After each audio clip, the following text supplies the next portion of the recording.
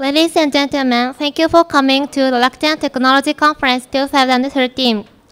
The next session titled Meet with Legendary Geeks by computer programmer, author, and editor Mr. David Thomas and the fellow of Rakuten Institute of Technology, Mr. Yukihiro Matsumoto, will start at 2 p.m.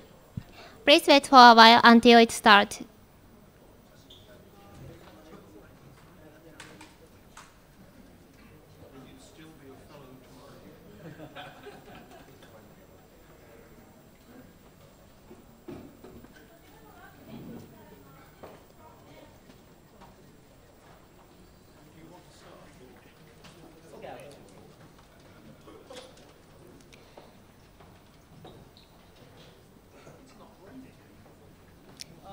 Ladies and gentlemen, thank you for coming to the Rakuten Technology Conference 2013. The next session titled Meet with Legendary Geeks by computer programmer, author, and editor Mr. David Thomas and the fellow of Rakuten Institute of Technology, Mr. Yukihiro Matsumoto, will start at 2 p.m. Please wait for a while until it starts.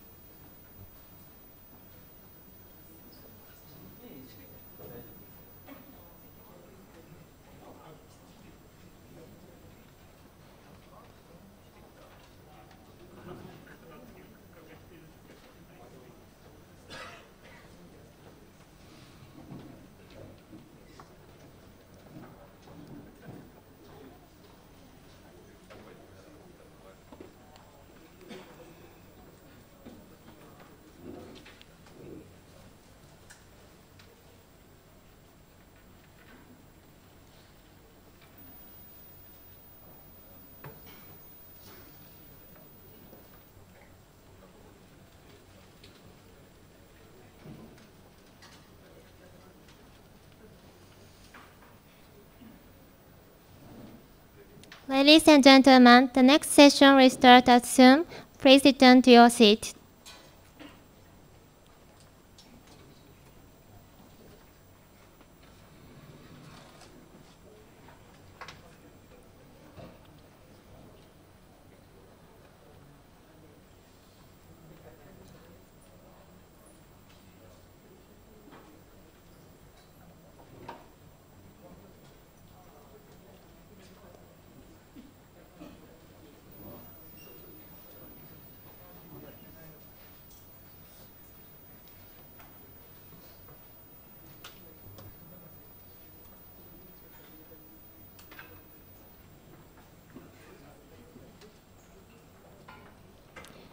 Ladies and gentlemen, thank you for coming to the Rakuten Technology Conference 2013.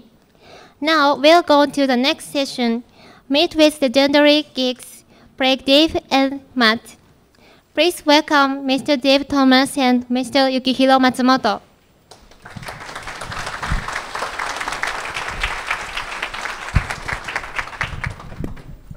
Oh, thank you.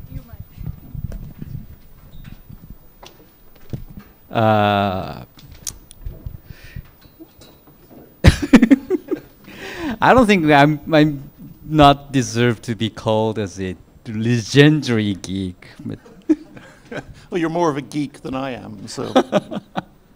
anyway, I am a creator of the Ruby language, and he just presented about the language named Elixir, which is the distributed functional programming language. So if there's no objection, if you have objection, raise your hand. So we are going to start with some kind of the object-oriented programming versus functional programming, fight to death or something like that. So how, Dave, how do you think about the compare to the, okay, you wrote a book about the Ruby, the programming Ruby book, and the Peacock books. Then you wrote the Elixir book, which is the distributed functional programming language based on Erlang. So what do you think about the, say, comparison? That's really interesting because clearly Elixir is based on Ruby, the syntax. It has a very Ruby-like feel to it.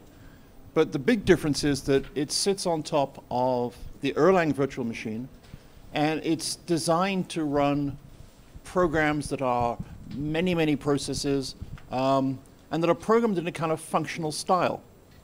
And I got to say that when I first came across it, I was very nervous about this idea of writing functional code. I've been writing OO code since, I don't know, I guess my first OO program I wrote in 1974 with Simula. And I've been writing OO ever since. And to me, that was the way you wrote code. I mean, there's no question that every time you wrote program, it was supposed to be an object-oriented program. And one of the cool things about Ruby is that it wasn't as religious about enforcing an OO structure. You could actually do it in many different ways and still get the benefits. But I think there are a couple of issues or problems that we have to look at when it comes to OO programming. Clearly, concurrency is one of them. Managing state is very difficult if you're writing a concurrent OO program. And there are many ways of trying to get around that, but none of them are particularly easy to do. But I think there's more than that, too, and it comes back to what you said in your keynote, and that is we don't really know what we're doing. And OO programs are designed to model the world. I mean, the origin of object orientation was simulation systems. And in fact, the reason for object orientation was because it was very hard to write simulation systems in the languages like Algol and Fortran. And those simulation systems say, I am going to create a world which is a model of the real world inside my computer, which kind of implies that you know what the real world is. And as you said, we don't know what the real world is.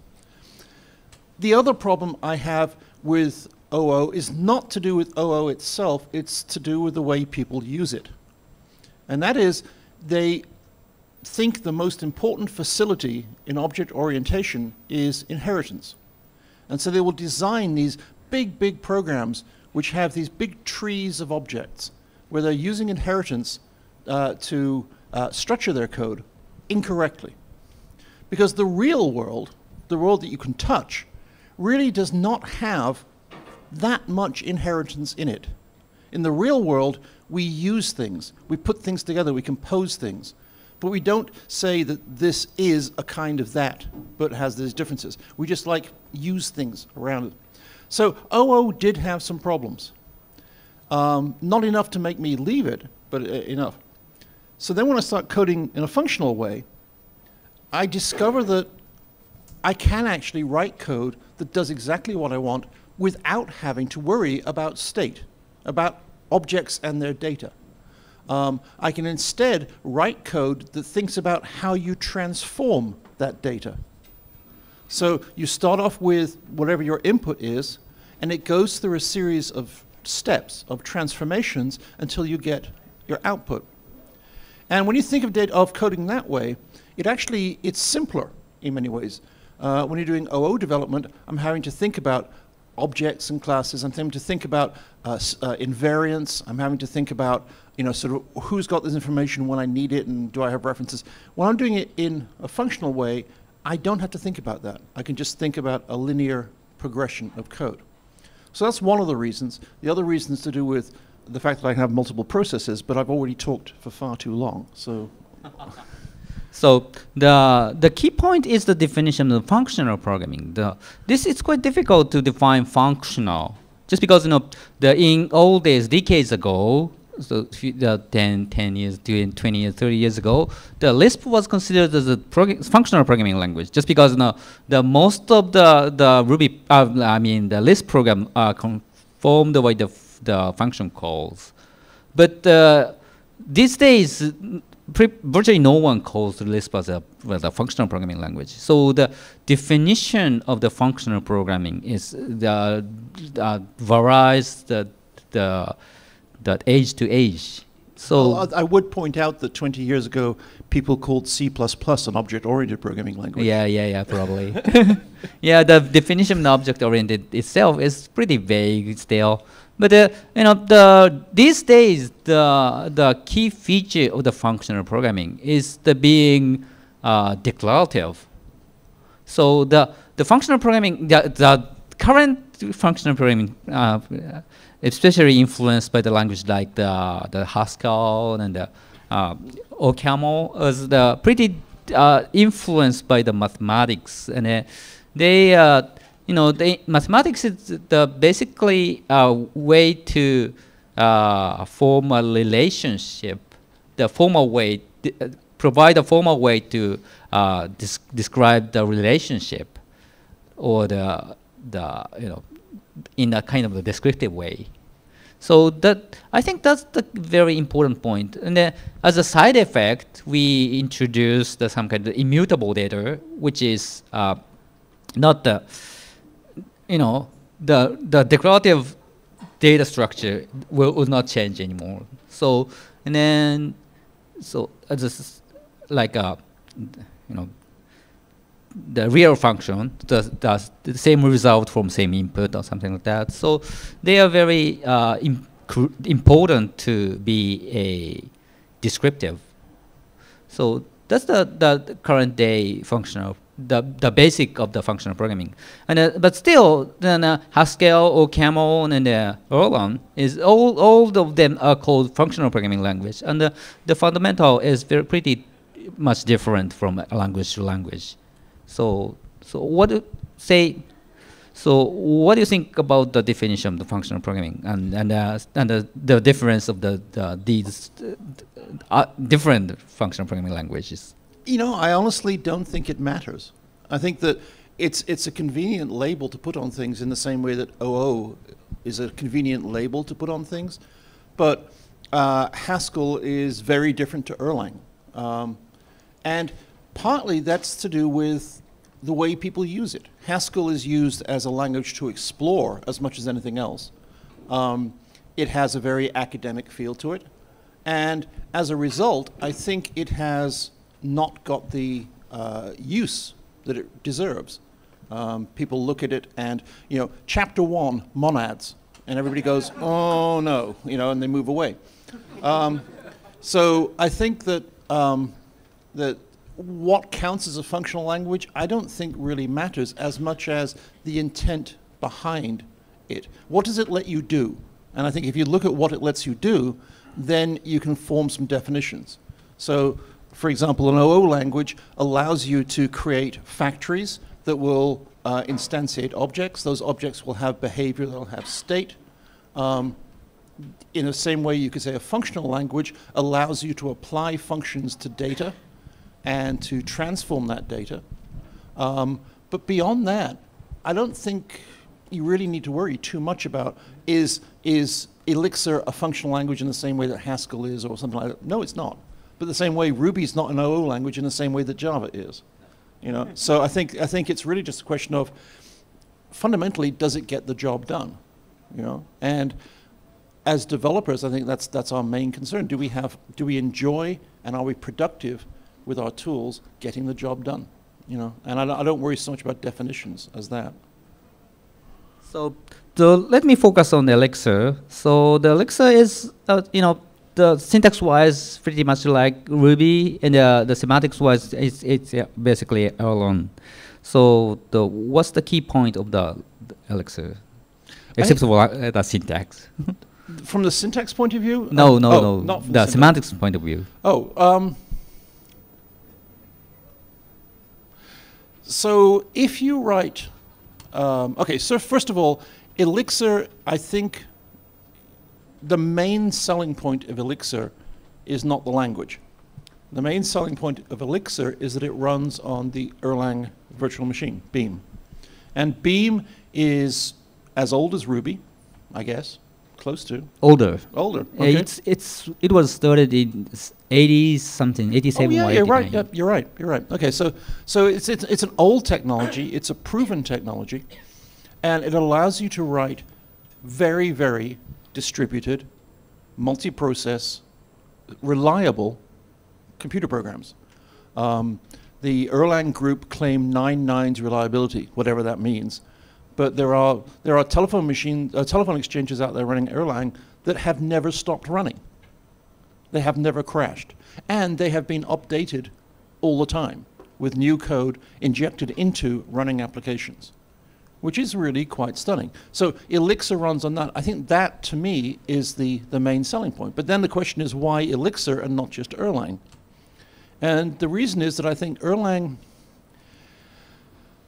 the roots of Erlang were languages like Prolog.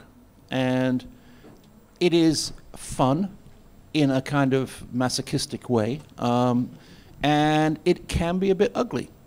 The people that brought you Erlang were not particularly concerned about making it fun for programmers. They wanted to make a language, their focus was on making a reliable language, and they did that very well.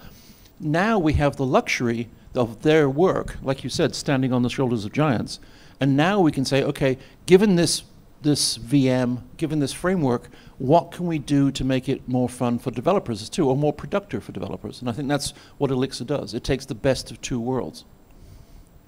Does that make sense? Yeah, I understand. So do you think the Elixir or the Beam is the future of the development? Do I think Beam is the future of development? No. But I don't think anything is the future of development. I think all we ever do is take small steps. And I think that there is an argument to say that something like Beam is the next small step we have to take. Because, as I say, the world is becoming distributed, and more we're running programs that run on multiple processors and in multiple locations. I mean, everybody who's written a front-end bit of JavaScript that talks to a back-end JSON server is doing distributed programming, and you know the pain of doing that. So if you can produce an environment that makes it easier to do that, and that makes it more reliable to do that, that strikes me as a good idea. Beam is one such thing. What I'm hoping is that as time goes on, more people will invest time in producing similar, basically network operating systems that will support the kind of code that we need to write for the next 20 years. So the working on the language Elixir, so the two main concerns of mine are, okay, these days the systems are the more and more polyglots, so the multilingual systems are very much common, but it's quite difficult to work with the other programming language to Erlang systems. So yeah, you can write some kind of the C extension to Beam, but it's not really that kind of easy task. So, and even the Erlang system is pretty distributed, so that it can communicate with the process or the programs written in other programming languages. So that's my first concern. And I agree. And I am someone who really does not like the idea of a monoculture, a world in which we all do it the same way, using the same tools and the same languages. I don't think that you will necessarily want to write your entire application code in Elixir. But I think what Elixir and Erlang give you is the ability to write the underlying infrastructure for that code. So the sweet spot might well be JavaScript in the browser, Elixir as a distribution mechanism, and Ruby as some of the back-end server code. And you can plumb that together very successfully. If you use, I don't know, messaging system right now, the chances are you're writing, you're actually using some Erlang code, right? But you don't have to interface to it directly at the source level. You're sending it messages, and it deals with it. And we can do the same kind of thing as we grow. Mm-hmm. So how do you communicate the Ruby system in the middle and the backend system and written in the Beam? Well, I would suggest we could use REST. Uh-huh. We could use sockets. I mean, whatever works. I mean, that's one of those questions that depends on the architecture and what you're trying to do. But I mean, there are many ways of doing that. And I think if you think about it in terms of the future, the idea that we have multiple cores, multiple processors, means that it's a really good idea not to tightly couple the Ruby and the Erlang and the JavaScript and everything else, right? We want to have message passing between them because that's the only way we can be parallel. So I don't worry very much that Erlang does not have a binary level interface to Ruby because I think the fewer binary level interfaces we have, the better our code is. Yeah. So, yeah. I mean, do you have the same issue with Ruby, do you think? I mean, because Ruby, you can write C extensions, but you can't particularly, interface it to, say, you couldn't have a code that interfaces to both. Well, you can, but it's harder. C and Java and whatever else. I mean, how do you think Ruby is a better solution for a polyglot framework? I'm not sure. But the most polyglot system consists by some kind of API access via REST or something, or JSON RCP or something like that. So I think that's the way. So but still we have to work on some kind of the efficiency of the communication between the system written in different programming languages. See, when I first started, when I was a lad. All protocols were binary because it was the most efficient way of getting things done. Yep. And quite often, it wasn't even byte-oriented binary, it was bit-oriented binary, because that way you could get the most data down a low-speed communications line. And we used to spend, days writing code that would shift bits and mask bits to get the right data out of the data streams, right? And if back then someone had said to me, oh, you'll be writing all your data communication protocols using English readable or human readable strings, and yes, you'll be passing integers as characters that you have to convert from binary into a string, and then at the other end you have to convert it from the string back to binary, and you'd look at them like they're an idiot. Because, first of all, think of all that bandwidth you're wasting, and secondly, think of all the CPU time you're wasting converting integers to strings and back again. Right? Clearly, that would be an insane thing to do. And yet nowadays, that's exactly how all of our programs talk to each other. We use REST, we use JSON, we use JSON, we use XML, we use whatever else. That's the way it is. I think the same kind of thinking applies to the higher level, how are we going to link these things together, right? Yes, maybe now it's not as efficient to think about a decoupled way of linking them. But 5 years from now, when our processes have tripled in speed, who cares? Yeah, I agree. 30 years ago, if I present the system to access to the servers in the States from Japan, every time we get the information, so it was quite crazy idea. Right. I mean, really, 10 years ago, if someone had said, I'm going to run a large corporation using this scripting language called Ruby. People say, but it's not efficient. I want to write it in C or C++ or Java. Even Java was viewed as being not efficient. Yeah, 10 years ago. So times change. And I think one of the things as developers that we have to do is to realize that right now, everybody in this room is obsolete. Right? You are all behind the times. Because since we started, the world has changed. And it's always going to change. So we have to be always thinking a bit like, entrepreneurs. We have to be thinking, what's it going to be like a year from now, 5 years from now? And just because it's our lives and it's the way we pay for our food, we need to be getting ourselves in a position where we will be ready for that new world. Yeah? Don't wait for the world to make you obsolete, but you've always got to be thinking, what will be possible? What's the way it will work? And start researching and start learning those things so that when it does happen, you'll be ready. Like you said, you got to run twice as fast as you can. Yep. Yeah, if you stay, yeah, if you don't move, you swept away in the past. Right. I mean, the word for that is maintenance programmer. So, yeah. So the other thing is, this is a nice forum, and I would be very interested, not necessarily now, but if anybody has questions or topics that you would like us to discuss, then that would be an interesting idea. Just, raise a hand and shout it out.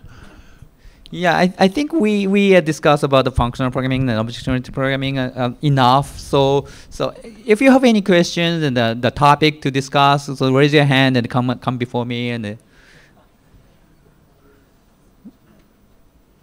anyone? Very quiet audience.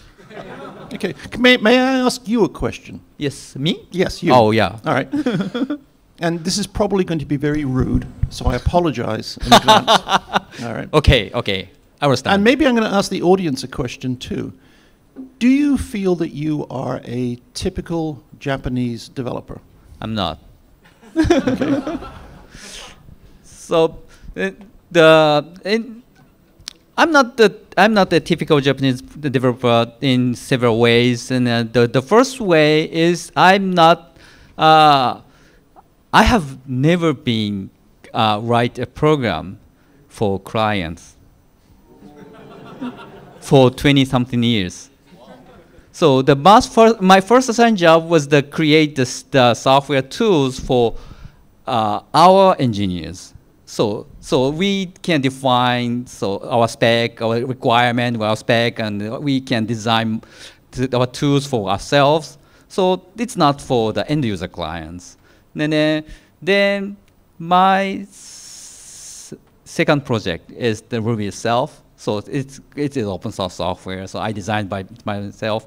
And then my second the assigned project was some kind of experimental database program for the shipbuilding database. It's kind of research project, so there's not end user clients. So, and then after that, I moved to my company back in Shimane.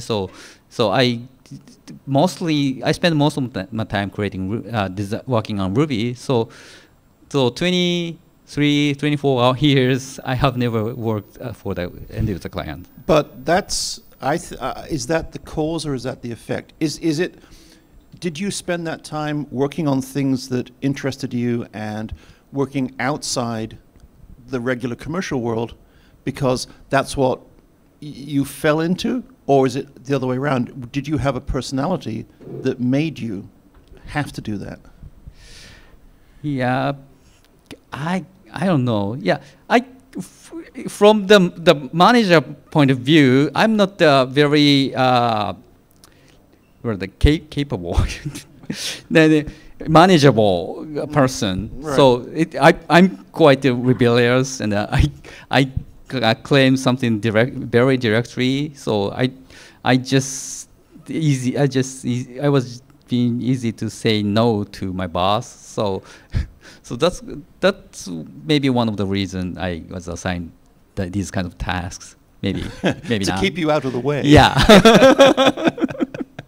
So I mean, to everybody else, is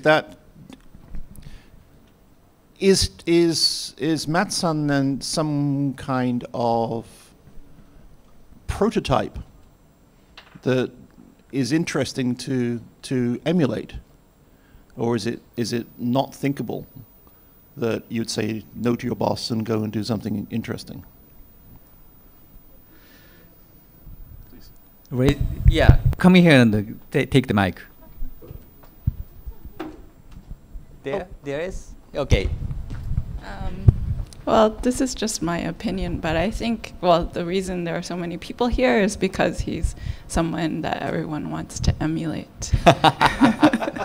Yeah. Well, I think you could do a lot worse than emulating. Yeah, its that's own bad design. for managers. But you know, I believe the most Japanese engineers are too obedient, too easy to follow the orders. So they no, it's just a company. This is the work to make money, to make our living. So, you know, just say no. Yeah.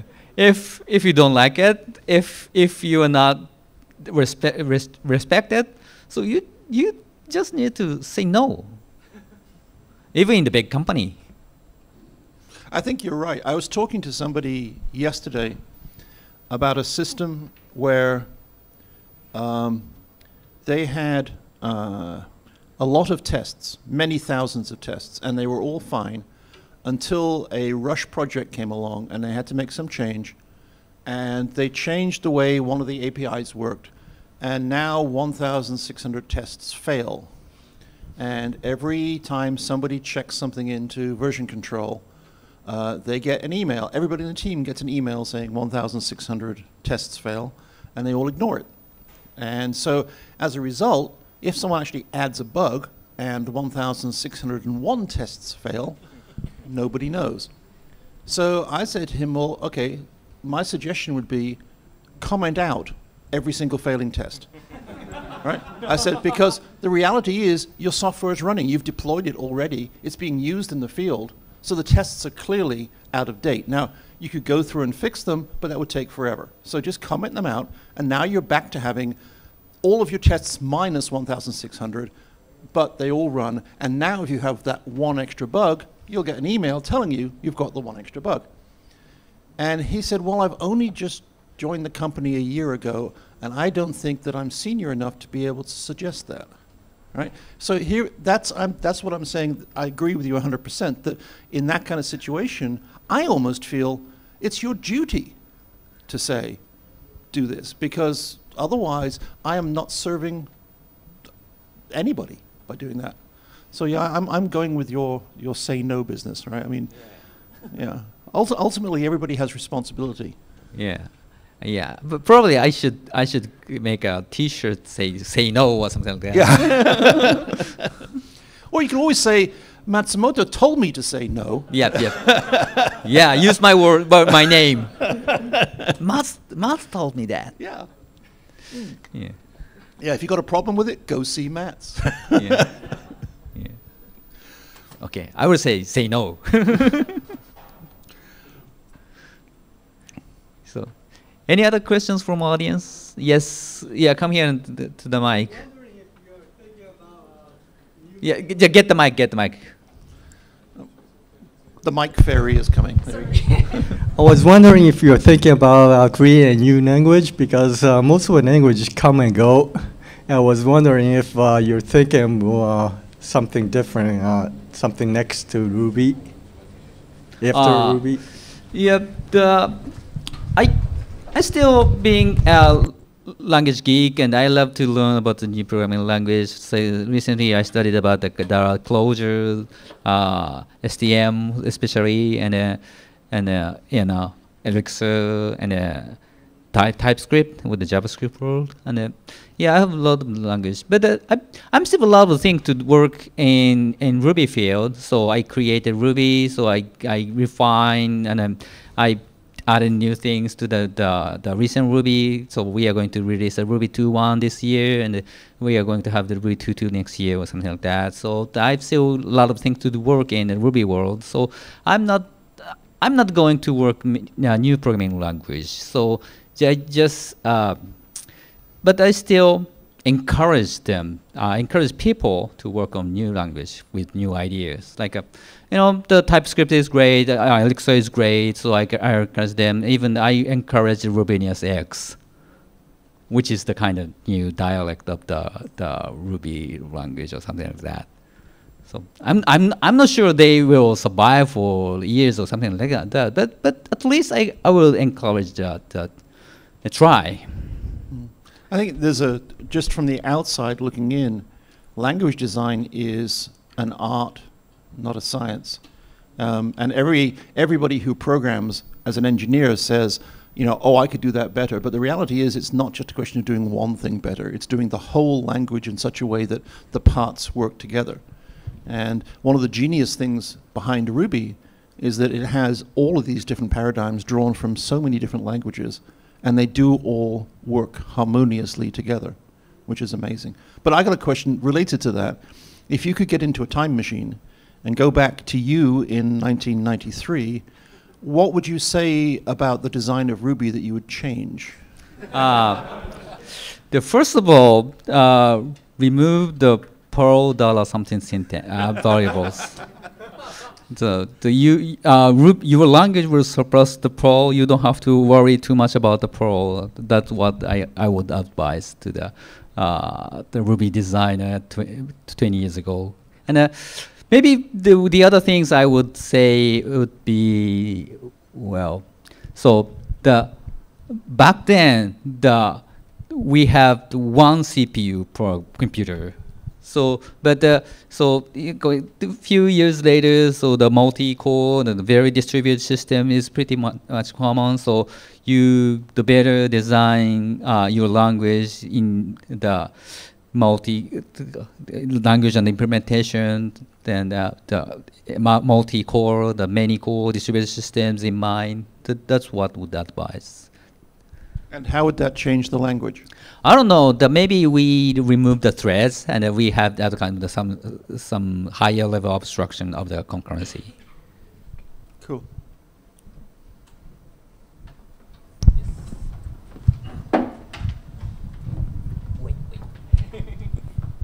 I want to know, how do you react to a word TDD, or test-driven development?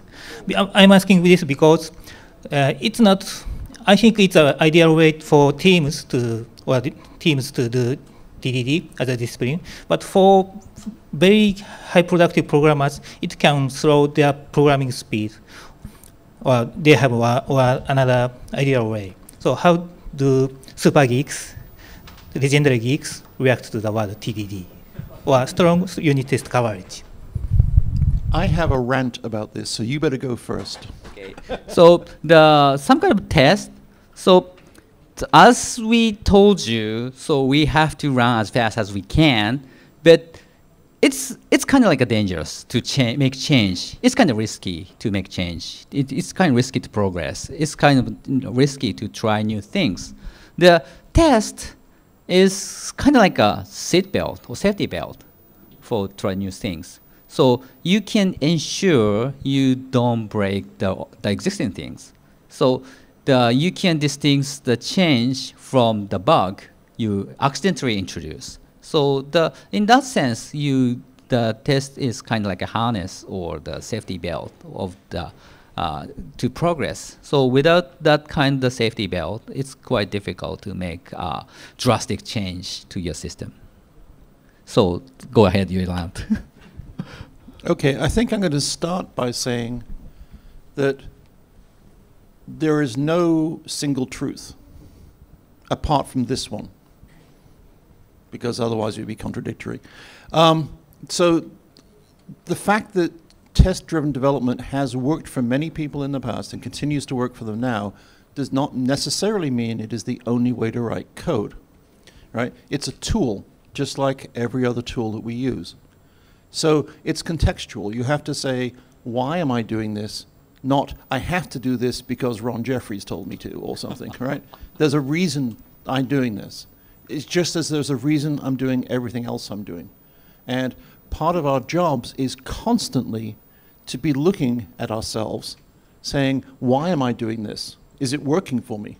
Or am I just doing this because I did it yesterday and the day before and the day before? And I think TDD falls into that camp. It's very interesting that there are really kind of two communities in Ruby when it comes to TDD. First of all, Ruby as a language has, I think, probably the strongest culture of testing of any language out there, and that's commendable. But they also have a large number of people who are almost religious in the way that they push testing on everyone else. You know, if there's no tests, I'm not going to look at your code. Well, you know, I don't care. It's up to you if you want to look at my code. But they do things like that, which to me, every time I hear that, it means that I'm looking at a religion. I'm not looking at an engineering practice. And that makes me worried. Personally, and this is the first time I've said this in public, so I'm going to get in trouble now. Personally, when I am writing code for myself, I don't write tests. Let me tell you why. Right? I used to write tests. I used to write a lot of tests. I used to be the person that I tell everybody else to be. And the fact that I used to write a lot of tests changed the way I wrote code. It made me think about how to structure my code so I could write tests. It made me be more accurate when I coded. It basically gave me a whole lot of good habits, a lot of good reflexes.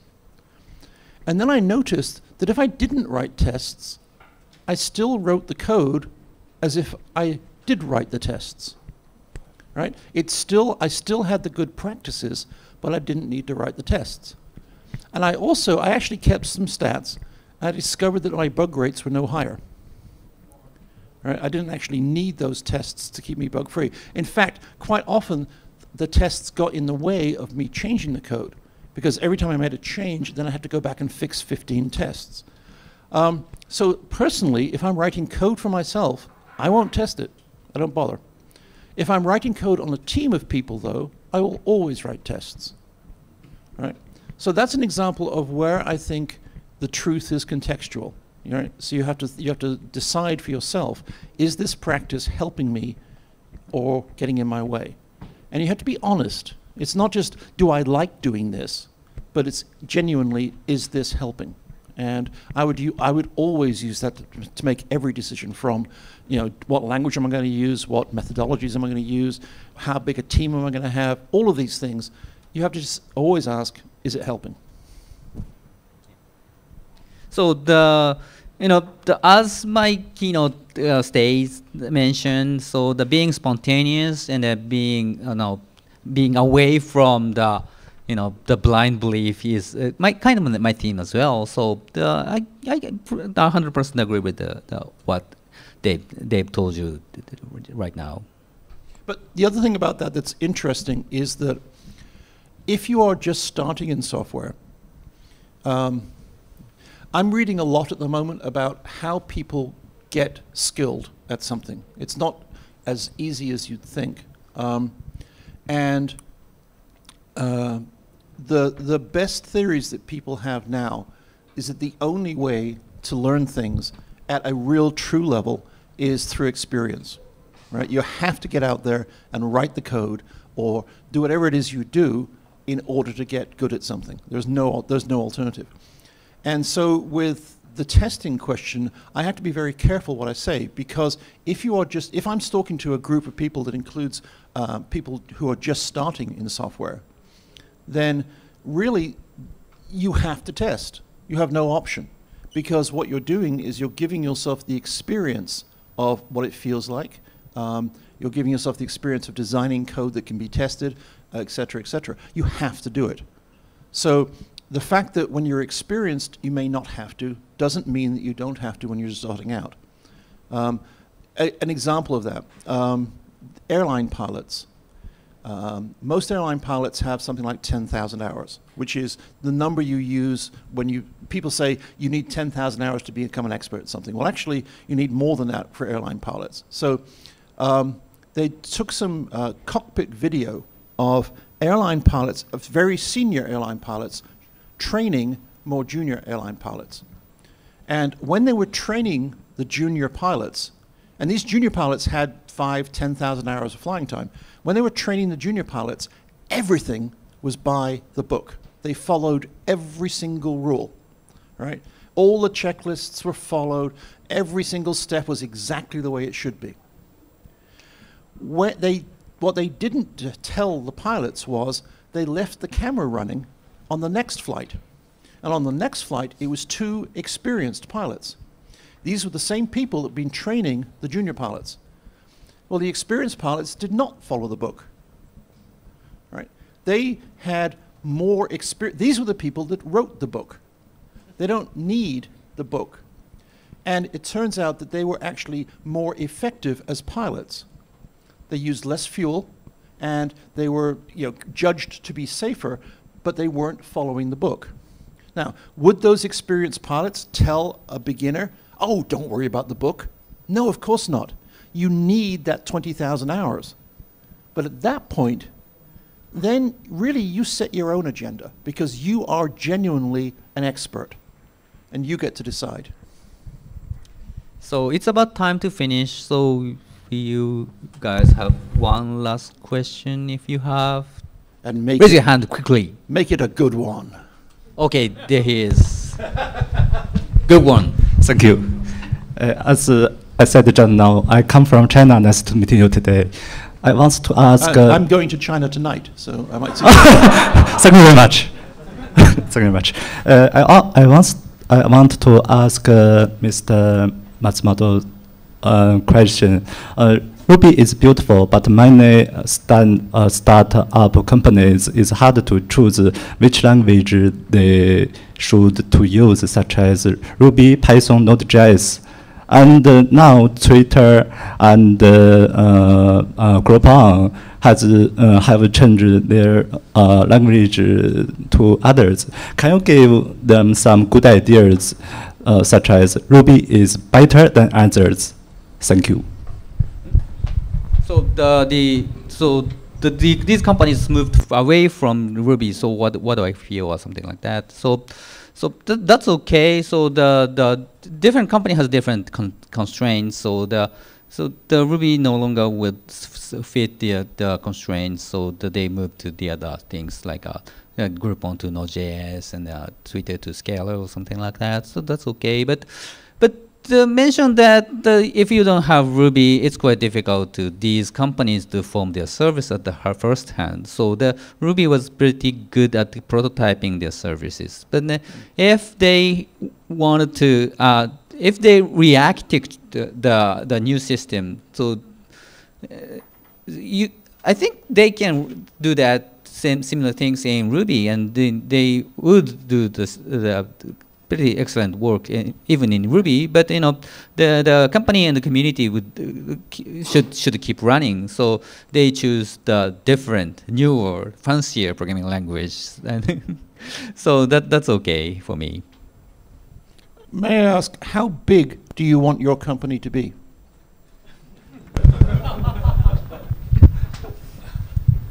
Sorry, I just wanted to ask this question. Now I work Yeah, he's working for this company. Yes. Sorry. So it's quite big. So Right. I just wanted to hear about that. Okay, so if Thank you. if I am starting a company and I choose, say, Ruby, and then when I get to $1 billion of turnover, I have to change to Scala, well, that's a good problem to have, all right? I don't care. And as Matt said, Ruby let them get to there, right? They had an environment where they could very quickly try things, to modify the code, to try new technologies, to try new user interfaces, whatever it might be. They had an environment which let them rock and roll, right? After a while, they changed from being a startup to being a big company, and their needs are different. Their constraints are different. They may be looking at server costs or whatever it might be, deciding that the memory that Ruby takes is more than the memory that Scala would take, whatever it might be. So they make decisions. But I don't think you sit, like Matt said, you cannot predict the future. So you don't sit there and choose a language based on what would Twitter do. All right. Instead you say, what do I need now? And then if I need to change 2 years from now, okay, I'll change. But I'll do that for a good reason. So I would strongly commend Ruby to just about any startup as a potential language. Okay, thank you for a great discussion. Yeah, thank you, audience. Mr. Yes, Thomas and thank you. Mr. Yukihiro Matsumoto.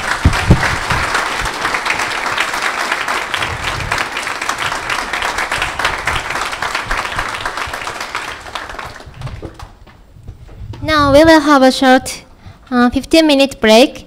From 3 p.m. we will start the next